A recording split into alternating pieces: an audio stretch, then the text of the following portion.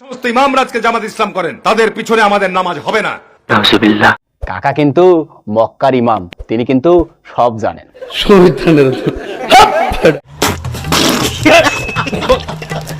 রোজা, নামাজ, হজ, যাকাত কিচ্ছু লাগবে না, দানের শেষে ভোট দিলে বেহেশতে যাইতে পারবে না। তার মানে ধানের শীষে ভোট দিলে বেহেশত নিশ্চিত, তাই না?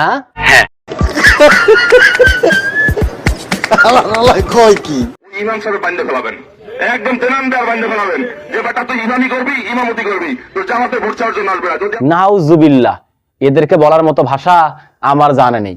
কমেন্ট বক্স ফাঁকা আছে, আপনারাই কিছু বলে যান। ভালো হয়ে যা, এখনো সময় আছে। দেশ চলবে আমাদের কথাই, উন্নয়ন হবে আমাদের কথাই, সৎ প্রশাসন আমাদের কথাই চলবে। তার মানে জোর যার মুলুক তার, এখনই সময় এদেরকে রুখে দেওয়ার। পুরো আল্লাহ নিচে চলুন, কথা সত্য।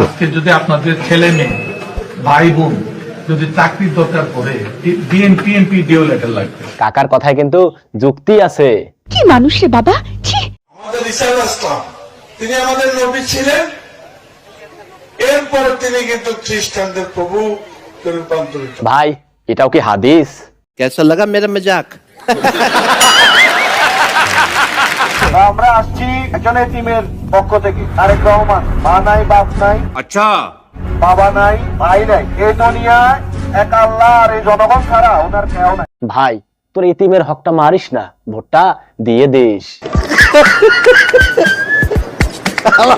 কয় কি নির্বাচন পরিচালনা করার জন্য যে বিশাল ব্যয় নির্বাহ, তা আমার একার পক্ষে বহন করা সম্ভব নয়।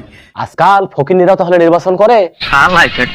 তারেক সাহেব বিরোধী দলের নেতা হবে, এই যথেষ্ট ওনার জন্য, কারণ উনি কিন্তু বাংলাদেশের ফার্স্ট মাফিয়া। কাকার কথায় কিন্তু দম আছে। তোর সাহস দেখে মাঝে মাঝে আমি অবাক হয়ে যাই।